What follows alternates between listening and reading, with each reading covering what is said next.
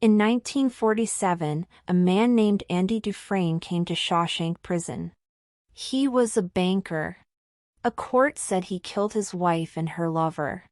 The court gave him 2 life sentences. Andy said he did not kill them. But no one believed him. The story he told was not strong. The things they found showed he did it. So, he came to Shawshank. Shawshank was a hard place. The walls were high and gray. The first night was bad for new men. The other prisoners shouted. They said bad words. A fat man cried. He could not stop. A guard named Captain Hadley hit him many times. The man died before morning. Andy was a quiet man. He was not like the others. He was thin. He wore glasses. He did not look strong. But his face was calm. He walked slowly. His hands were at his sides. He did not look scared. But inside, he was scared like all the new men. He met a man called Ellis Redding. People called him Red. Red was in Shawshank for a long time. He came to prison in 1927 for killing a man. Inside the prison, he was famous. He could get things for people. If you wanted cigarettes, or candy, or a picture of a woman, you asked Red. He was the man who could get things.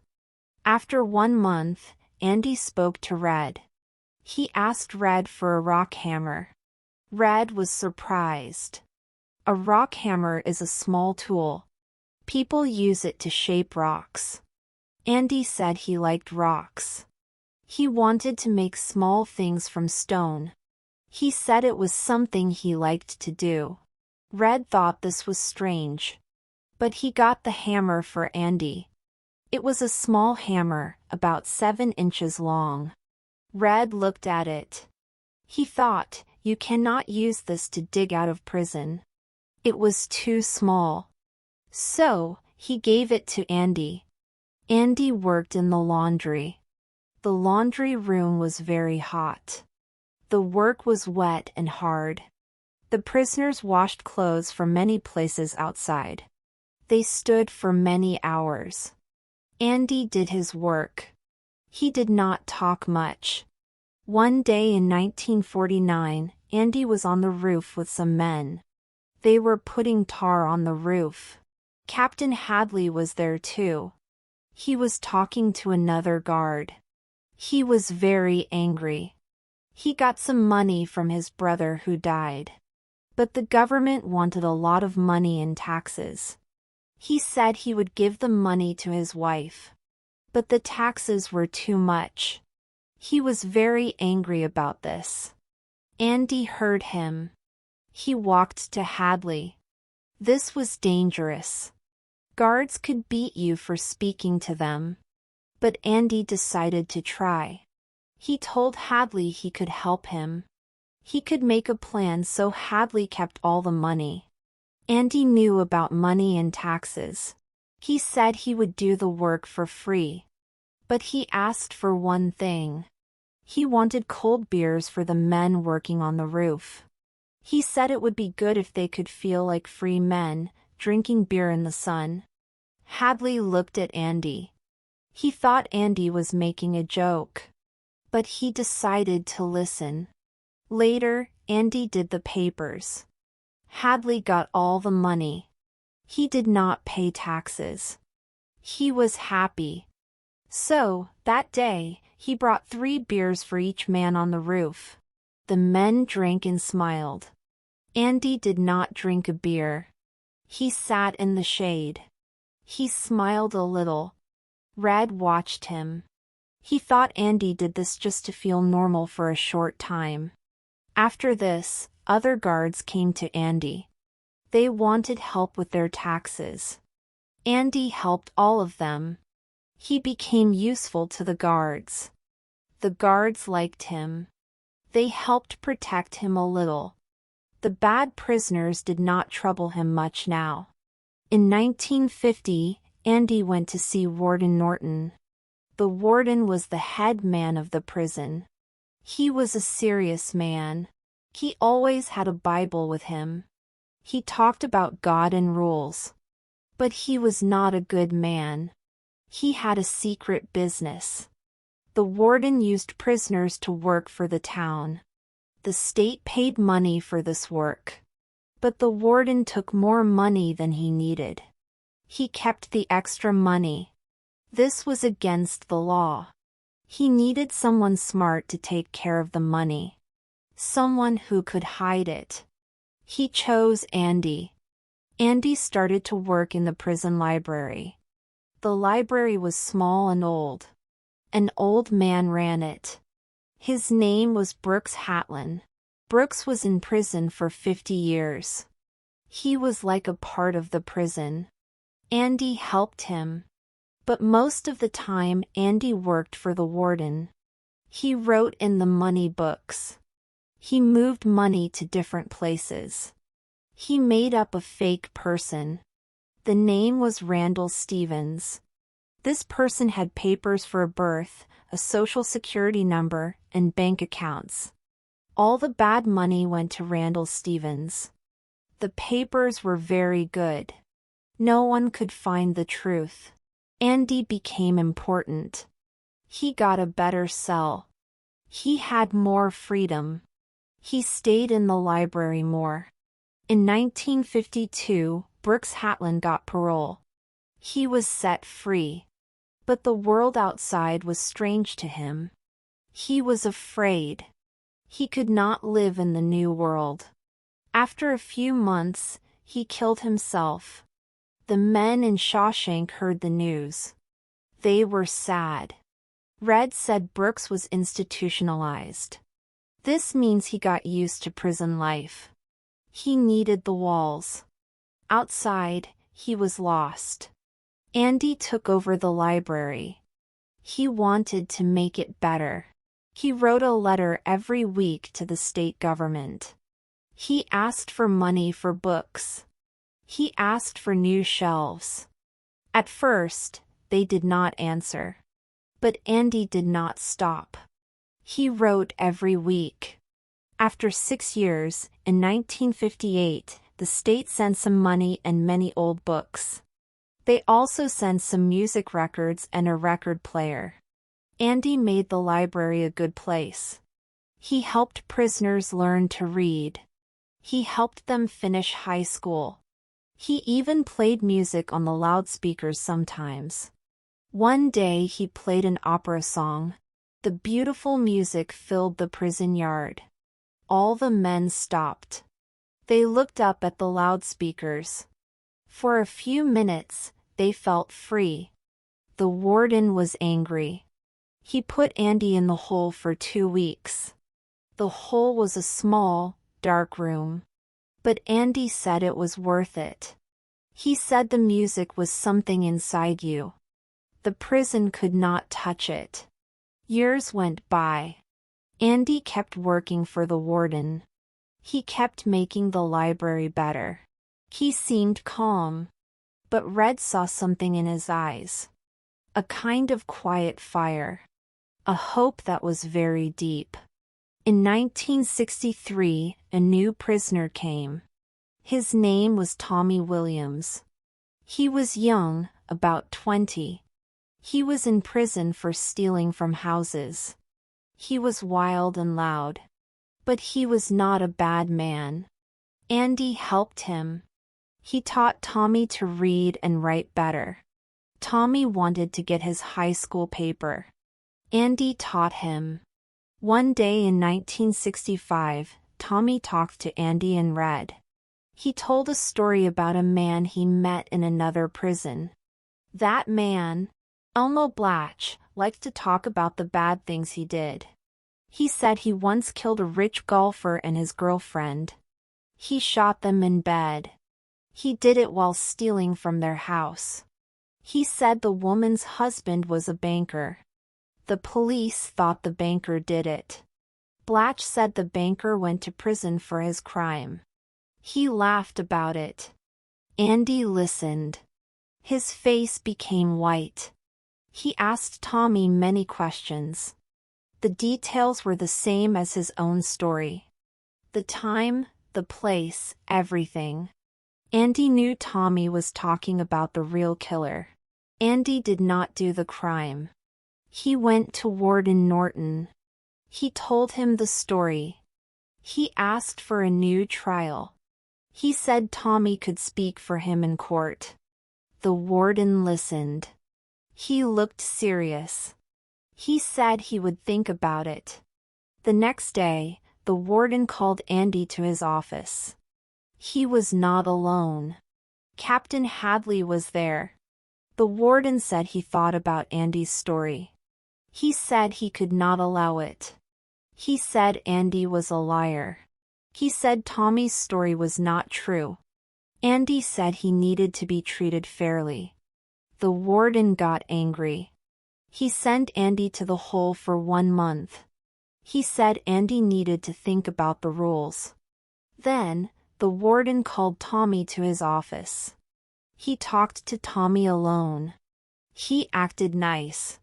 He said he believed Tommy's story.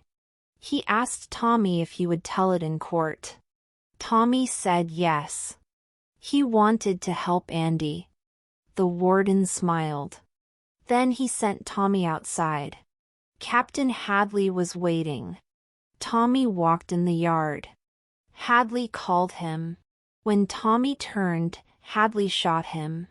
He shot him 3 times. Tommy died. The warden told everyone Tommy tried to run away. The other guards believed it. Andy was still in the hole. When he came out, the warden visited him. He told him Tommy was dead. He said now there was no one to speak for him. He told Andy to forget about it. He told him to keep doing the money work. He said the library was a special right. Andy could lose it. Andy went back to his cell. He was very quiet. Red tried to talk to him. Andy did not say much for weeks. Then, one evening in the yard, Andy talked to Red. He talked about his wife. He said she was beautiful. But he was a cold man. He did not show his love well. She felt lonely. That was why she found another man. Andy said he did not kill her. But he said he killed her in his heart. Because he was not a good husband. He made her leave. He said he was punished for that, if not for the murder. Then he talked about hope. Red said hope was dangerous in prison. It could break your heart. But Andy said hope was a good thing. Maybe the best thing. He talked about a place in Mexico. A little town on the Pacific Ocean called Zihuatanejo. He said he dreamed of going there. He wanted to buy a small hotel. He wanted to fix old boats and take people fishing. He also asked Red for a promise. He said, if Red ever got out of prison, he should go to a field in Buxton. There was a big stone wall there, made from rocks. In that wall, near the bottom, he would find a black rock from a volcano. It did not belong there. Under that rock, there would be something. He asked Red to go and get it. Red did not understand. But he promised. He asked Andy if he was thinking about running away. Andy said no. He said if he ever got out, it would be by the law. But Red was worried. He thought Andy might stop trying. He thought Andy might try to kill himself. Time passed. It was now early 1966. Andy seemed normal again. He worked in the library. He did the warden's money books. He talked about future plans for the library. He even asked Red for a new thing. He wanted a long piece of rope. About 6 feet long. Red got it for him. Red was more worried now. Then, one morning in March 1966, Andy was not in his cell. The bell rang to wake up. The guards opened the cells. Andy's cell was empty. The bed was made. His shoes were on the floor. The guard called an alarm. The whole prison looked for Andy. They could not find him. Warden Norton came to the cell. He was very, very angry. He looked around. He saw the pictures on the wall. One was a big picture of Rita Hayworth, the movie star. Norton was angry. He pulled the picture down. Behind the picture, there was a hole in the wall. A big hole, big enough for a man to go through. Norton took a rock and threw it into the hole. He heard it fall a long way down. He knew the truth. Andy had run away. He had dug a tunnel through the wall. The story of the escape came out later. This is what Andy did. The rock hammer Red gave him in 1947 was small, but it was made of hard steel. Andy used it to hit the wall in his cell. The wall was concrete, but old and soft in some places.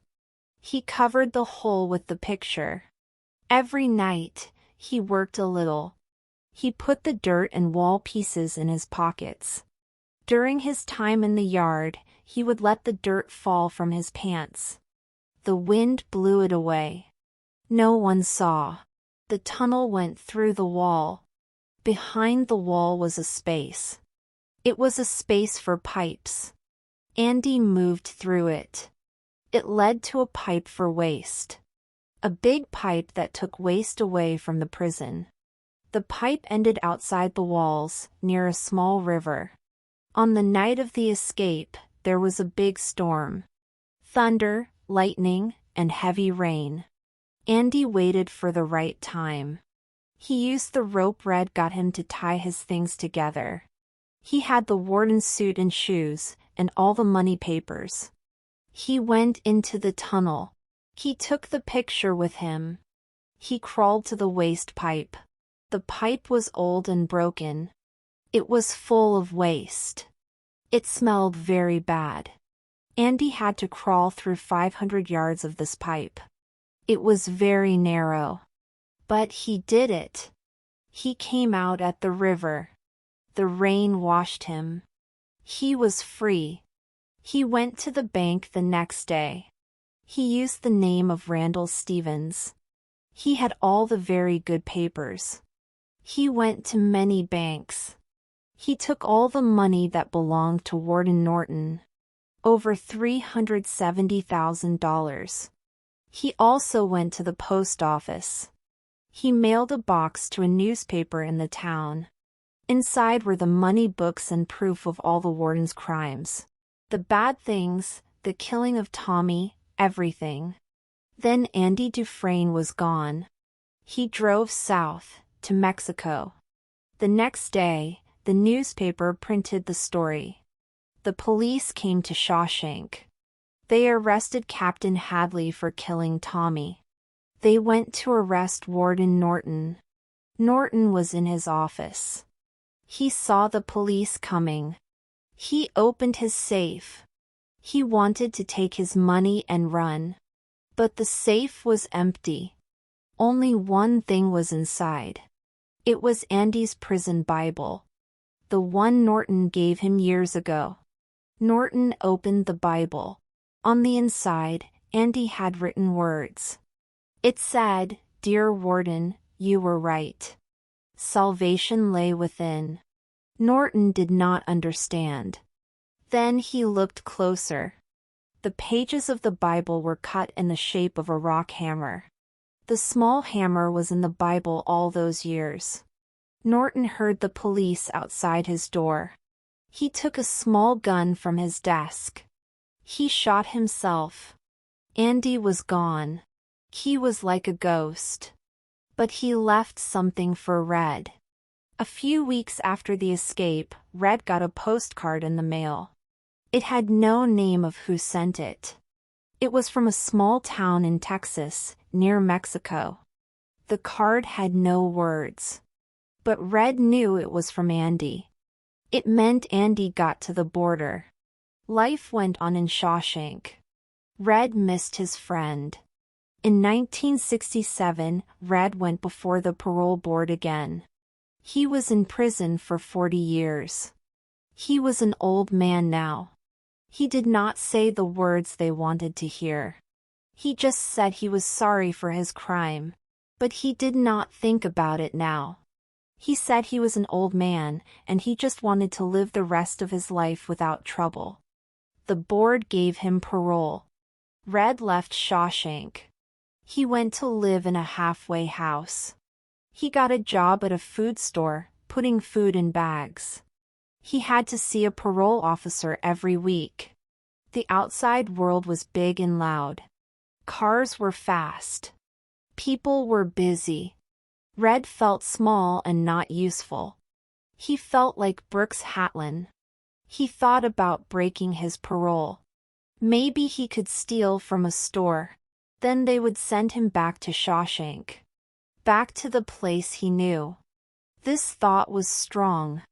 Then he remembered his promise to Andy. He asked his boss for a few days off. He took a bus to Buxton. It was a long trip. He found the field Andy told him about. He found the long stone wall. He looked for the black rock from the volcano. He looked for a long time. At last, he saw it. A smooth, black rock that looked different. He moved it. Under it, there was a small, metal box. It was old and red from rust. He opened it. Inside the box, there was money. A lot of money. $2,500. And a letter. The letter was from Andy. It said, "Dear Red, if you are reading this, you are out. You came to Buxton. Thank you. I needed that. The money is for your trip. What I want you to do is not easy. I want you to come to Zihuatanejo. That is the place I told you about. I have a hotel here on the beach. It is a good place. I need a man who can get things. I need a partner. The police are not looking for you for this. The money is clean. It is from Randall Stevens. He does not need it now. I will wait for you. But you must decide. Remember, Red, hope is a good thing. Maybe the best of things. And no good thing ever dies. I will be hoping that this letter finds you, and finds you well. Your friend, Andy." Red read the letter many times. He felt a strange feeling. It was hope. It was scary. But it was also warm. He went back to the halfway house. That night, he could not sleep. He thought about Andy, waiting in Mexico. He thought about the big ocean. In the morning, he made a choice. He put a few things in a small bag. He did not tell his parole officer. He went to the bus station. He bought a ticket to Fort Hancock, Texas. It was the town on the postcard. The bus ride was long. Red looked out the window. He saw fields and mountains. He felt nervous. He was an old man breaking the rules. But for the first time in many years, he felt alive. He got off the bus in Texas. He walked to the border. It was not hard to cross in those days. He found his way south, through Mexico. He asked people how to go to Zihuatanejo. He used the money for buses and food. After many days, he arrived. It was a beautiful town. The sky was blue. The ocean was very big and very blue. The air was warm and smelled of salt. Red walked to the beach. He saw a long, white beach. He saw a small hotel, painted white. There was a dock with some old boats. And there, on the dock, was a man. He was painting a boat. He wore old clothes and a hat. He turned around. It was Andy. He was thinner, and his skin was brown from the sun. He smiled. Red walked down to the dock. The two men did not speak at first. They just looked at each other. Then Andy smiled more. Red smiled too. They shook hands, then put their arms around each other. The Pacific Ocean was before them, very big and blue. They were free. Not just from prison, but from the prison inside their heads. Andy saved himself, and by doing so, he saved Red too. They had hope, and they had each other. And on that beautiful beach, a new life began.